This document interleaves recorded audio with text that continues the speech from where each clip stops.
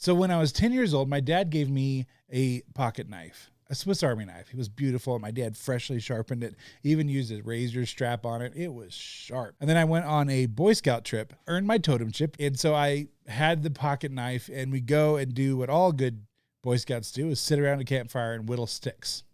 So I started whittling a stick, and I cut myself. I didn't know I cut myself. I actually bled on the kid next to me for a while before I realized. Anyways, it was a whole fiasco. I still have this scar. This 32 years ago. It reminds me all the time of that experience. It reminds me when I think back to it, because it's very vivid memory in my mind. This Boy Scout camp was big enough that they actually had like a suture room because kids were always cutting themselves. Well, it wasn't available to me, so I had to wait the whole next day. And I just remember the pain that came next. It wasn't the cut, but it was the cleaning of it. And I just remember the guy grabbing alcohol. We had peroxide. I remember distinctly that we had peroxide available, but he chose to use rubbing alcohol and dumped it into my open wound. It was one of the most painful experiences I'd had up until that point in my life, and it was excruciating. It was terrible. That pain I will remember to this day. I remember the adrenaline and that bitterness that comes into your mouth when you're just pumped full of. There's other scars in our life that take us and remind us of past hurts, past abuse, past traumas. Society has gotten used to calling them trauma, this trauma-informed counseling that's prevalent now. All of this stuff that's in our lives feeds how we are in the future. Our future selves, if you will, are shaped because of the scars or the good experiences that we have in our past. Scars aren't necessarily a bad thing because they allow us to look back and reflect on that great moment. Now, if I dwell on the painful moments of that weekend, then I will never remember all the good that happened. Hurt and abuse and trauma has a way of overshadowing and making us hyper-focus on negatives. Sometimes we can't help it. Sometimes it's so ingrained in us, something that hurt us so deeply, that it affects every way, our everyday life, or it can if we allow it to. I was fortunate enough as a child to know that God was going to protect me through all things. Now, that knowledge and me inviting him into my life as a very young kid didn't stop other scars from happening in my life. Now, what I can do is blame all of the things that caused those scars for the rest of my life and dwell in that. Or I can acknowledge that those things helped me become who I am. Sometimes those memories will hold me back, or they will, I may use them as an excuse to treat other people around me poorly. Not that I'm doing this subconsciously, not that we do this as a people, that we use our past traumas or past hurts or our past abuses to hurt the people around us. I don't think a lot of people, there's some people, surely they do that because they're bitter and angry and hurt.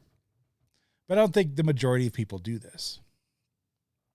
What I learned from one of my biggest scars in life is that there are people with agendas that will hurt you.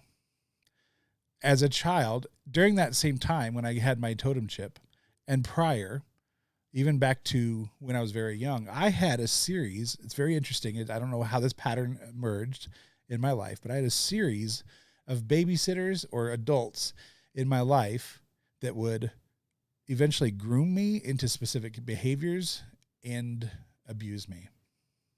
This grooming and abuse behavior is very prevalent in my scars, if you will. When I look back in my life and I say, man, I wish this wouldn't have happened. So I'm going to speak in some generalities here. I hope you appreciate that, because some people that were involved with these things may still be prevalent. Some may listen to this, and I just don't want to get too much into details. But long story short, I was abused. I was not only abused physically, but I was abused sexually and emotionally. And if I look at these painful things in my life and allow them to be,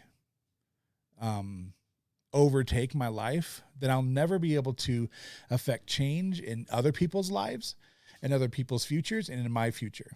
You know this about me. I say constantly, we have to be moral people that stand for something. Otherwise we'll stand for nothing. A lot of my scars, go into that phrase. It's an biblical understanding. It's a bigger biblical worldview that I use that phrase on. I just kind of created it to be my own, but a moral people that stand for something, otherwise will stand for nothing. So when I look back at my painful scars, the things that have built me into fighting for justice and mercy in my life, the things I've done. I mean, you could just look at my careers that I've done. Almost all of them have something to do with justice or helping people out, helping people from a bad position get into a better position. Whether that's being a police officer or a youth pastor, family pastor, like those things in my life have always been about protecting or serving, trying to help people make their lives better. Now that's the stance I take, but there was some other things that I learned about these painful scars that I have. Now, I don't like to call things trauma. I think that's a good way to describe it, because we don't know how to use our words to go into further detail. The psychology industry, if you will, also is benefiting greatly because of the trauma-informed counseling that's out there. There's whole industries and whole people groups that have learned this language and are using that either for good or, frankly, for bad. And so we need to be careful. And one of the things that my scars and my experience as a child has taught me that there are people that groom children. Now, what their end is, we need to be careful on how we phrase this. So I want you to listen to me carefully. Grooming behavior comes in place when there's an absence of leadership or an absence of parental rights in that moment. Grooming behavior steps in and becomes what the actions are, or the words and the intent of somebody that intends harm or tends to direct a child or person into a different way of thinking. This grooming behavior that we see going on in our children's lives today may not look exactly the same as far as the agendas at the end. Mine was to get me into a sexual situation as a child. What we're seeing that's almost become normalized, or the attempt to make normalized in society, is grooming behavior to get kids to think in a different way outside of their parents' will. We are seeing this throughout many, many, many agendas. Unfortunately, this is being used in an evil way with the LGBTQIA plus community, who, frankly, I've known a lot of people that identify in that way, and a lot of them have no desire to groom children and are agree with me politically. Some don't, some do, but the majority of people that I know that would still be liberal and identify in that are not the ones that are advocating to teach kids sexuality in class. But there is an agenda that is doing this. The words and the way that this is happening is exactly the same. Everything that I hear and see and do, when I look into the grooming behavior of the leftist agenda to normalize talking to children about sexuality, is exactly the same thing I experienced being groomed into a sexual experience. Now, those two ends are different to a point, but when you have an adult that comes into somebody's life and constantly talks about, oh, it's okay to identify this. It doesn't matter what your parents say. It's okay to feel this way. Oh, look at this. This is the way that boys can touch boys. This is the way that a non-binary individual can go and do this to this. These are normal. Unfortunately, in some schools, these are normal conversations that we are having with 6-year-olds. Now, as a 6-year-old that experienced sexual abuse, these kinds of grooming behaviors are exactly the same. Don't tell your parent. They don't know anything. They are just holding you back from being your true self as far as the identity issue. Or in my case, you don't know what you're missing out. This is going to feel so good. Don't tell your parents, though. They don't understand what you're going through. You just don't know how to live until you've lived and done X, Y, and Z. These are the things that I was told on a regular basis. And then those cycles and repetition continued on in my life. We're seeing, unfortunately, exactly the same repetition with these children, but to indoctrinate them into a different way of thinking outside of the parent's will. Now, there's a lot of parents that agree with identifying with that whole spectrum of the LGBTIQ plus stuff. Okay. So I'm not here to say that you shouldn't live your life that way. Preferably in my life, I would prefer you live a life that honors God. And that's all I'll say about that. I actually don't talk about the gay agenda very often. It's not something in my platform that I am really comfortable talking about because, like I said earlier, I have friends that are in that realm and I have loved ones that I do not care to have a fight over this. It's not worth it to me. There's other creators that can dive into that argument. I'm talking about the grooming behavior that is coming outside of the parents' will, and the people that are advocating for this have no place in public service. None. Whether that's a teacher or a politician, a policy advocate, whatever it is, there's no place to advocate for the grooming behavior. Oh, Paul, you're getting this wrong. It's not that. I'm telling you, it's exactly the same language over and over and over. And it's a cycle of abuse that we should not be welcoming our kids into. I am not, let me be very clear also, I am not advocating that you take your kids out of public schools. I think that phrase and that call to action by so many, especially in the conservative creators world, is not a realistic thing for most people. It's not realistic for me to get my kids into private schooling. We can't afford that crap. I would love to, but who in the world can afford $24,000 a year when I'm not even making hardly anything? I'll talk more about my jobs and how that's going on another video. Stay tuned for that. We need to be aware of what's going on with our children. We need to be educated on what they're being educated on. We need to be involved. And one of the biggest ways to combat this, so here's the answer. There's 3 things. 1, we have to turn back to God and values. We have to be moral people that stand for something that otherwise will stand for nothing. We have to turn to God for these things. If you're not a Christian, I understand that. But you have to start putting good values and have a moral understanding in your life and have moral absolutes. I've talked about that in another video. Find out that moral absolutes video. We have to have a return to this. 2, you need to know what your children are learning. That means every day you ask them questions. You go over the things that they're being given to read.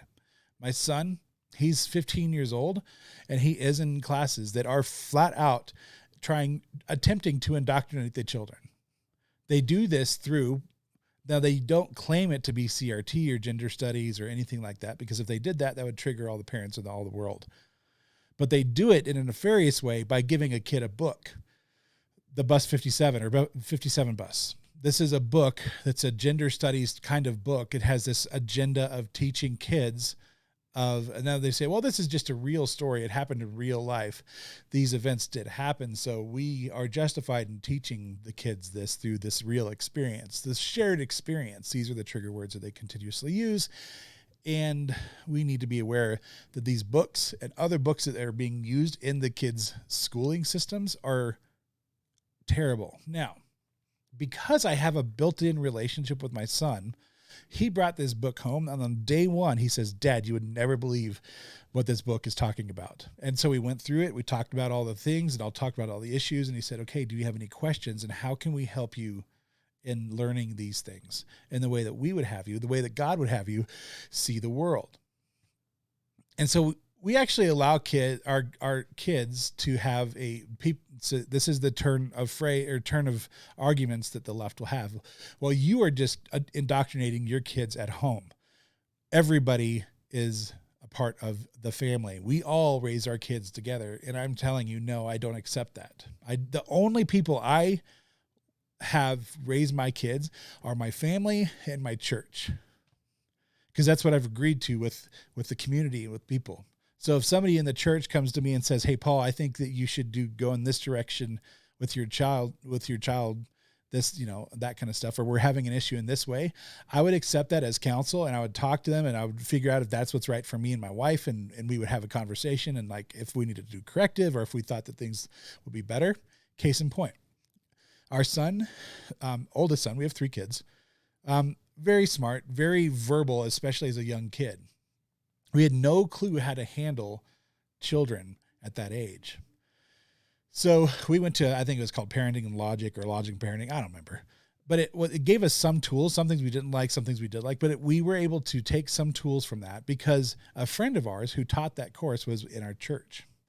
See, these are ways that we can raise things in a way that honors God. So that's number 2. Number 3. You have to know who are on your school boards and who are your principals at the executive level in your school board. We need to be actively advocating for our children, even at that level. And I sat for years, I'm telling you, years, in school board meetings where I was literally the only parent. There'd be some other political advocates from the left and the right that would show up, but I would be the only one there that was an actual parent of any of the kids in the schoolrooms. It was infuriating, all of that time. One thing led to another. I ended up getting a job doing that, so I was able to raise more awareness and all that kind of stuff. But if you feel alone, start talking to their parents. Start getting them involved. Make them aware of what's being taught to your kids. That's the way that we have to make change. Especially the majority of people that listen to me are in smaller communities around the world. Actually, by the way, if you've listened to this all the way through to this point, I just want to say thank you for being engaging from all over the world. We have people from Canada and Australia and Ireland. Those are like my outside of America. My large audience are in America, but those countries, I just want to acknowledge you and say, wow, thank you so much. There's other countries too, a ton of them, but just like the main majority of the audience are scattered throughout the world. And I just want to acknowledge you and say, hey, thank you so much for that. So to kind of wrap all of this up, I know this is a long video. It's important that we acknowledge our scars. And by the way, if you need help, you can reach out to me. I can give you some advice, but really what I would tell you to do, no matter what, is to seek professional help. As a 42-year-old man, I don't have it all figured out. But the truth of the matter is, we can work to get better. We can work to become a better person. We can work to be a better family member, a better father, better wife, better son and daughter. Would you guys consider, if you find this valuable, I'm just going to ask for you to do a couple things. One, pray for just me and my family.